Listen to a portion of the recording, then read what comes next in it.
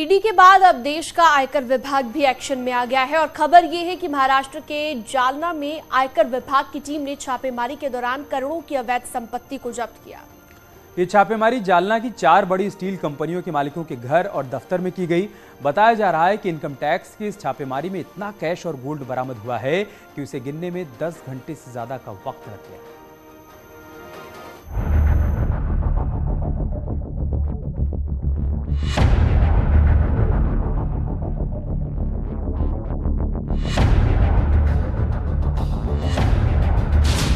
अकूत संपत्ति,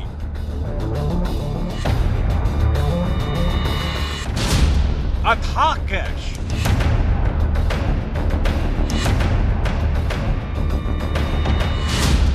कई किलो सोना, नोटों का बहाव, इनकम टैक्स की रेड,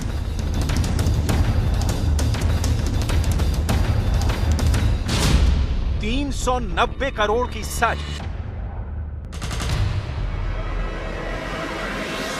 जालना में स्टील कंपनियों के मालिकों ने आय को इतना छिपाया कि जब वो बाहर आई तो देखने वालों की आंखें फटी की फटी रह गईं। बताया जा रहा है कि नोटों के इस पहाड़ को पार करने में आईटी विभाग पसीने पसीने हो गया। 13 घंटे लग गए, तब जाकर कहीं कुबेर के खजाने की कैलकुलेशन पूरी हुई। 1, 2, 3, 4, 5, 6, 7, 8, 9, 10। लेकिन ये बस नहीं है, गड्डियों पर गड्डियां हैं, गड्डियों पर गड्डियां हैं। नोटों का ऐसा एवरेस्ट जिनकी चकाचौंध देखकर आयकर विभाग भी हक्का बक्का रह गया। स्टील के इस कारखाने में जहां जहां इनकम टैक्स विभाग की टीम ने तलाशी ली, वहां नगद नारायण के दर्शन हुए। दरवाजों में, बिस्तर में, तहखाने में, हर कहीं बस कैश ही कैश। बताया जा रहा है कि इस दौरान आयकर विभाग ने कुल 390 करोड़ की बेनामी संपत्ति को जब्त किया है, यानी ऐसी संपत्ति जिसका कोई हिसाब किताब कंपनियों की तरफ से नहीं दिया गया। दावा किया जा रहा है कि आयकर विभाग के इस छापे में 58 करोड़ कैश बरामद हुआ है, जबकि स्टील के इस कारखाने से 32 किलो सोना भी इनकम टैक्स विभाग के हाथ लगा है। जानकारी के मुताबिक इनकम टैक्स विभाग को जो कैश बरामद हुआ है, उसे गिनने में 13 घंटे का वक्त लगा। दावा किया जा रहा है कि बीते काफी वक्त से जालना की 4 बड़ी स्टील कंपनियां अपनी कमाई के बड़े हिस्से को आयकर विभाग से छिपा रही थी, जिसके बाद इनकम टैक्स विभाग ने बड़ी ही सफाई के साथ इन स्टील कंपनियों के मालिकों के घर और दफ्तरों पर छापा मारने की प्लानिंग तैयार की। इस छापेमारी को अंजाम तक पहुंचाने के लिए नासिक, मुंबई और ठाणे के अधिकारियों को मिलाकर एक टीम बनाई गई। छापे की भनक किसी को ना लगे, इसको लेकर भी आयकर विभाग ने एक कमाल की प्लानिंग की। क्योंकि 390 करोड़ की इस साजिश का पर्दाफाश करने के लिए विभाग ने जिन गाड़ियों को मोर्चे पर लगाया था, उन पर लिखा था राहुल वेड्स अंजलि, दुल्हन हम लेकर जाएंगे। और ऐसा इसलिए किया गया ताकि किसी को शक ना हो कि ये गाड़ियां किस मिशन को अंजाम देने के लिए पहुंची हैं। जिसके बाद सबसे पहले स्टील कारोबारी के घर पर रेड की गई। उसके बाद इनकम टैक्स की टीम MIDC में मौजूद स्टील कारखाने पहुंची और फिर रेड के लिए कारोबारी के फार्म हाउस को चुना गया। इन तमाम जगहों से आयकर विभाग को इतनी बेनामी संपत्ति बरामद हुई जिसका कोई और छोर नहीं था।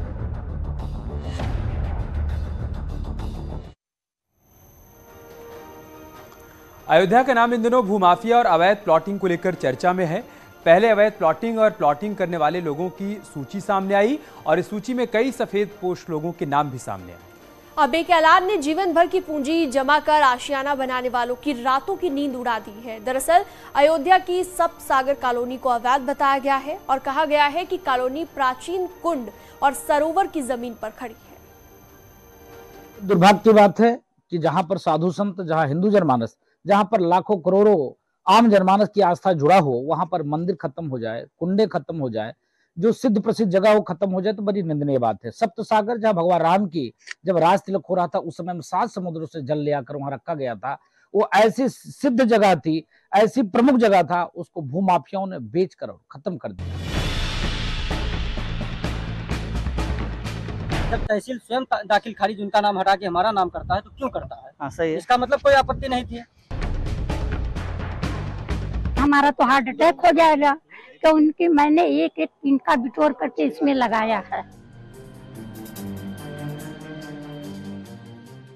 ये दर्द उन कॉलोनी वासियों का है जिनके घर जिस जमीन पर खड़े हैं उसे सप्त सागर का हिस्सा बताया जा रहा है, प्राचीन कुंड बताया जा रहा है। लेकिन कॉलोनी वासियों का सवाल है कि हम क्या करें, हमारी गलती क्या है। रही है, हमारे बच्चे डूब जाएंगे इसमें, हमारा तो हार्ट अटैक हो जाएगा। तो उनकी मैंने एक एक इनका बिटोर करके इसमें लगाया है, मेरा तो हार्ट अटैक हो जाएगा। अब उसको क्या हम बताएं, क्या न कहेंगे। इसको जब हम लोग उसको जब निकलवाया गया तो ये मीर जाफर की जमीन थी। कॉलोनी में बसे लोगों का कहना है, हमने रजिस्ट्री कराई, स्टाम्प ड्यूटी अदा की, दाखिल खारिज कराया, मकान का नक्शा पास कराया, प्राधिकरण ने कॉलोनी की सड़कें बनवाई, ये सब कुछ हुआ। फिर 15 साल बाद कॉलोनी की जमीन पर तालाब कैसे हुआ?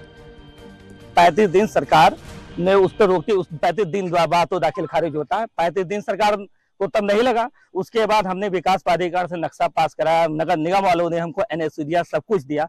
उसके बाद आज 12 साल 15 साल हम लोग यहाँ रहते हुए हो गए। 12 साल 15 साल बाद ये कह रहे हैं कि नहीं ये तालाब है, उसके पहले तालाब नहीं था।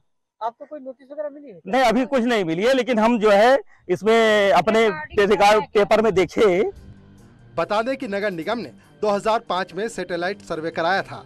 इसी सर्वे के आधार पर सप्त सागर के विकास का काम शुरू किया गया, जिसकी जद में पूरी कॉलोनी है और इसी पर सवाल है।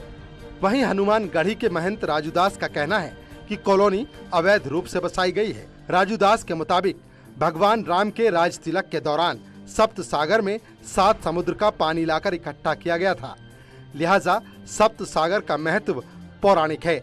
बड़े दुर्भाग्य की बात है कि जहाँ पर साधु संत, जहाँ हिंदू जनमानस, जहाँ पर लाखों करोड़ों आम जनमानस की आस्था जुड़ा हो, वहां पर मंदिर खत्म हो जाए, कुंडे खत्म हो जाए, जो सिद्ध प्रसिद्ध जगह वो खत्म हो जाए तो बड़ी निंदनीय बात है। सप्त सागर जहाँ भगवान राम की जब राज तिलक हो रहा था उस समय में 7 समुद्रों से जल ले आकर वहां रखा गया था। वो ऐसी सिद्ध जगह थी, ऐसी प्रमुख जगह था, उसको भूमाफियाओं ने बेचकर खत्म कर दिया। फिलहाल लोगों की बेचैनी बढ़ी हुई है कि आगे क्या होगा। तमाम सवालों के साथ यहाँ पर लोग सशंकित हैं और लगभग 13 साल से 14 साल से लोग यहाँ रह रहे हैं। लोगों का यही दर्द है कि लोगों ने अपना तिनका जोड़कर आशियाना बनाया और आज उस आशियाने पर खतरा मंडरा रहा है। अयोध्या की न्यूज़ 18 के लिए निमित गोस्वामी। मुहर्रम पर बरेली और वाराणसी में पथराव की तस्वीर सामने आई थी। अब जौनपुर और प्रतापगढ़ में विवादित नारे लगाने के वीडियो वायरल हो रहे हैं। जौनपुर में विवादित नारे लगाने पर पुलिस ने 4 आरोपियों को गिरफ्तार कर लिया है। उधर हरदोई में 2 समुदाय आमने सामने आ गए।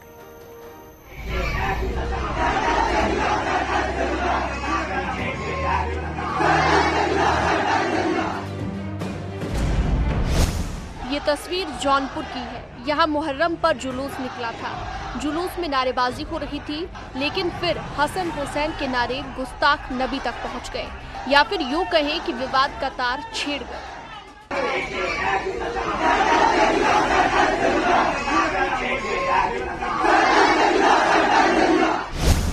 विवादित नारेबाजी का वीडियो वायरल हुआ तो पुलिस ने कार्रवाई शुरू कर दी।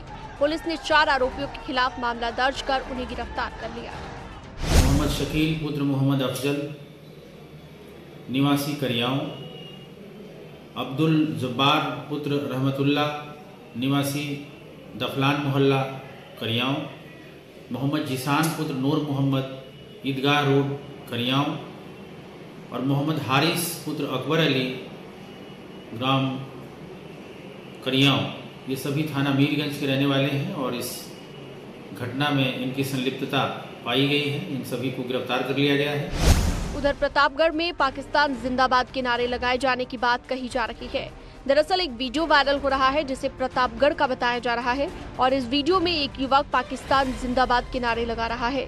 हालांकि अब तक वीडियो की पुष्टि नहीं हुई है। जौनपुर से प्रतापगढ़ तक नफरत की नई कहानी लिखी जा रही है। हरदोई में मोटरसाइकिलों की टक्कर के बाद 2 समुदाय आमने सामने आ गए।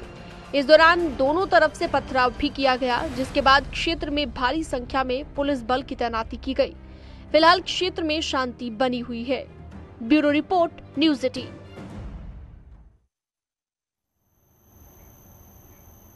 पीलीभीत में एक भाई ने राखी से ठीक पहले अपनी बहन को मौत के घाट उतार दिया। देखिए रिश्तों के कत्ल की खौफनाक दास्तान, जिसने तमाम सवाल खड़े कर दिए।